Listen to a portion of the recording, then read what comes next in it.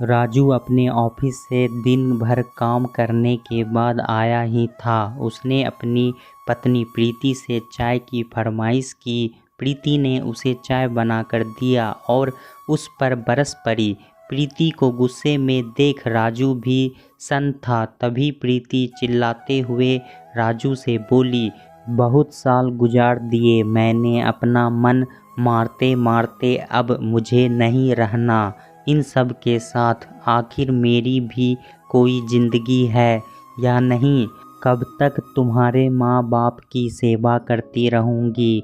आज प्रीति अपने पति राजू के घर आते ही उस पर बरस पड़ी। क्या बकवास कर रही हो प्रीति? ये फितूर तुम्हारे दिमाग में किसने भर दिया? सोचना भी मत कि मैं अपने परिवार को छोड़ दूंगा। राजू प्रीति के इस व्यवहार से बहुत हतप्रभ था, क्योंकि आज से पहले प्रीति ने कभी ऐसी बातें नहीं कही। क्यों नहीं छोड़ सकते इन लोगों को? मैं तुम्हारी पत्नी हूँ और पति पत्नी का रिश्ता सब रिश्तों से ऊपर होता है। तुम्हें नहीं पता तो जाकर अपनी माँ से पूछ लो। प्रीति तेज आवाज़ में बोली। बहू बेटे के झगड़े की तेज आवाज़ सुनकर सरोजनी जी भी उनके कमरे तक आ गई। क्या बवाल मचा रखा है आज घर में? आखिर बात क्या है जो तुम दोनों इस तरह लड़ रहे हो? सरोजनी जी आंखें तरेड़ते हुए बोली। सरोजनी जी को देखकर प्रीति उनकी ओर आई और बोली, माँ जी, अच्छा हुआ आप आ गईं। आप ही समझाओ अपने बेटे को। मेरी बात तो ये समझते ही नहीं। मैं इनकी पत्नी हूँ तो मेरी खुशी का ख्याल रखना इनका फ़र्ज है कि नहीं? कह दो इनसे कि चुपचाप मेरी बात मान ले और अलग घर ले ले। प्रीति की बात सुनकर सरोजनी जी सख्ते में आ गई। ये क्या बकवास कर रही हो बहू? तुम्हारा दिमाग तो खराब नहीं हो गया है? क्यों मेरे बेटे को उल्टी पट्टी पढ़ा रही हो? अरे क्या इस दिन के लिए ही इसे पाल पोस कर बड़ा किया था कि बुढ़ापे में ये हमें छोड़कर बीबी का पल्लू पकड़कर चले? क्या कमी है तुझे इस घर में? माँ जी, मुझे 5 साल हो गए आप लोगों के साथ रहते रहते। ना अपनी मर्जी से कहीं आ जा सकती हूँ, ना अपनी मर्जी के कपड़े पहन सकती हूँ। जितना भी कर लो, कभी किसी के मुंह से तारीफ के 2 बोल नहीं निकलते। मेरा भी मन करता है अपनी मर्जी से जीने का। क्यों रहूं मैं इस घर में आप सबका काम करने के लिए और सेवा करने के लिए? और आपको आज क्या हो गया? कल आप ही तो नंदोई जी को ये सब समझा रही थी, फिर अपने बेटे को क्यों नहीं समझाती? प्रीति की बात सुनकर सरोजनी जी की आंखों के आगे कल का दृश्य घूमने लगा। सरोजनी जी की बेटी रेखा की शादी को साल भर ही हुआ था। आए दिन वो ससुराल में झगड़ा करके अपने मायके आकर बैठ जाती थी। इस बार सरोजनी जी ने अपने दामाद को घर बुलाकर अच्छी झाड़ लगाई। देखिए दामाद बाबू, मेरी बेटी को मैंने बहुत लाड से पाला है। इसके बोलते के साथ इसकी सारी फरमाइश पूरी की है। इसे हमने ऊंची शिक्षा इसलिए नहीं दिलाई कि ये ससुराल में जाकर ये झाड़ू बर्तन करे या आपके माँ बाप के नखरे उठाए। अरे हमने आपके साथ इसकी शादी की है तो इसे खुश रखना आपकी जिम्मेदारी है। मेरी बेटी अब तभी आपके साथ जाएगी जब आप अलग घर लेकर रहेंगे, ताकि मेरी बेटी चैन से जी पाए। याद रखिए, सारे रिश्ते पीछे छूट जाते हैं, लेकिन पति पत्नी का रिश्ता ही उम्र भर साथ रहता है। आपको अपने बीवी बच्चों और भविष्य के बारे में सोचना चाहिए, ना कि दुनियादारी के बारे में। हमने तो आपकी अच्छी नौकरी, अच्छी तनख्वाह देखकर रेखा का हाथ सौंपा था। ना कि आपका परिवार देखकर। दामाद बाबू असहाय से अपनी सास की बातें सुन रहे थे। वो दो राहे पर खड़े थे कि क्या करे। यदि अपना सास की बात माने तो अपने परिवार का साथ छोड़ना पड़ेगा और ना माने तो अपनी शादीशुदा जिंदगी दांव पर लगा देंगे। दुविधा में थे कि कैसे अपने माँ बाप को इस उम्र में अकेला छोड़ दे। सरोजनी जी कल की बातें याद ही कर रही थी कि प्रीति फिर जोर से बोली, माँ जी क्या हुआ? आप कुछ बोलती क्यों नहीं? जो बात नंदोई जी को समझा रही थी अपने बेटे को क्यों नहीं समझाती? अब राजू को प्रीति के अचानक से बदले हुए व्यवहार का कुछ अंदाजा हो रहा था।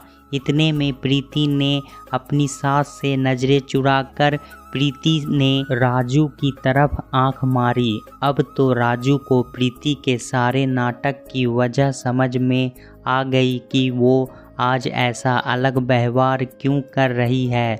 लेकिन वो अनजान बनते हुए बोला, तब तो प्रीति सही कह रही है माँ, मैं भी थक गया हूँ। सारे परिवार का बोझ उठाते उठाते तनख्वाह कब आती है और कब खर्च हो जाती है पता ही नहीं चलता। अलग से रहूँगा तो कुछ बचत भी होगी। आखिर मुझे भी अपने भविष्य के बारे में सोचना चाहिए। बस कर बेटा, बस कर। तू तो मेरा श्रवण कुमार है। आज से पहले कभी तूने हमसे ऊंची आवाज़ में बात भी नहीं की और आज ये सब बोल रहा है। मेरा तो कलेजा ही बाहर निकल जाएगा। तेरे जाने के नाम से वो तो मैं तेरी बहन की खुशी के लिए दामाद बाबू को समझा रही थी। सरोजनी जी अधीर होते हुए बोली, माँ अब तो आप बेटा और बेटी में भेदभाव कर रही हैं। माँ के लिए तो उसके सभी बच्चे बराबर होने चाहिए ना। आपको बेटी का सुख दिखता है तो मेरा सुख क्यों नहीं दिखाई देता?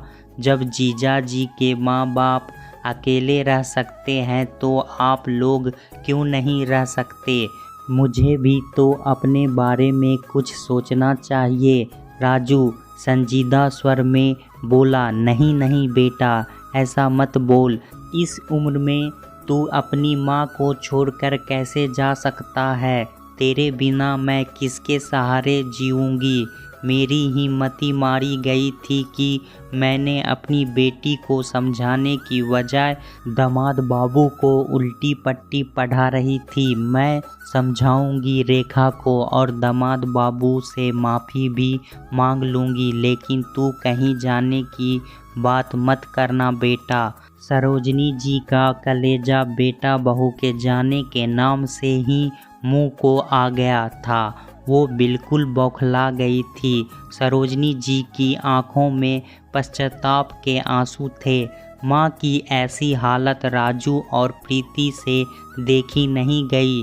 प्रीति अपनी सास का हाथ पकड़कर बोली, माँ जी हम कहीं नहीं जाएंगे। माँ बाप के बिना भी कोई घर होता है क्या? मैं तो बस आपको समझाना चाहती थी कि आप जो कर रही हैं वो गलत है। ननदोई जी सिर्फ दीदी के लिए अपने पूरे परिवार को कैसे छोड़ दे, जबकि उनकी कोई गलती भी नहीं है। ऐसा तो नहीं है कि दीदी के ससुराल वाले उन पर कोई अत्याचार करते हैं। अपनी चंद आज़ादी के लिए परिवार की जिम्मेदारियों से आज़ाद होना तो कोई हल नहीं है ना। जिस तरह आपको अपना बेटा प्यारा है, नंदोई जी भी तो किसी के बेटे हैं।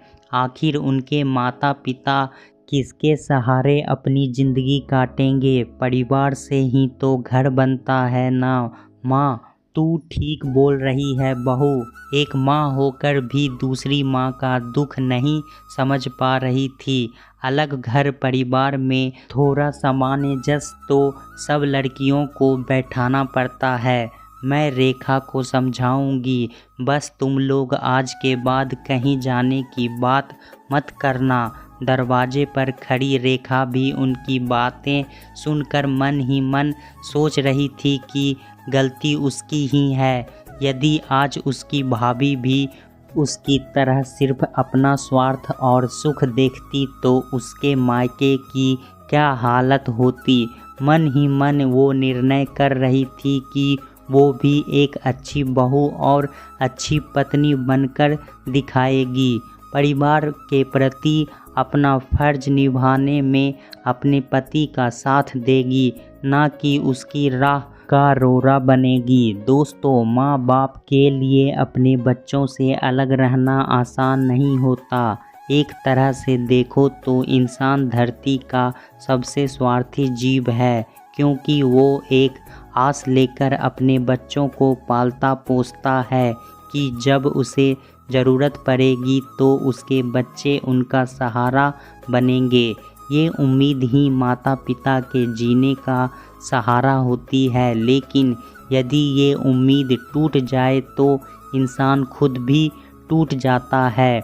हर माँ को दूसरी माँ का दर्द समझना चाहिए, पर कुछ माँ ही अपनी बेटी के प्यार में आकर अपने दामाद को यह सलाह दे बैठती है कि वह अपने परिवार को छोड़कर उसकी बेटी को उसके मन के मुताबिक रखे।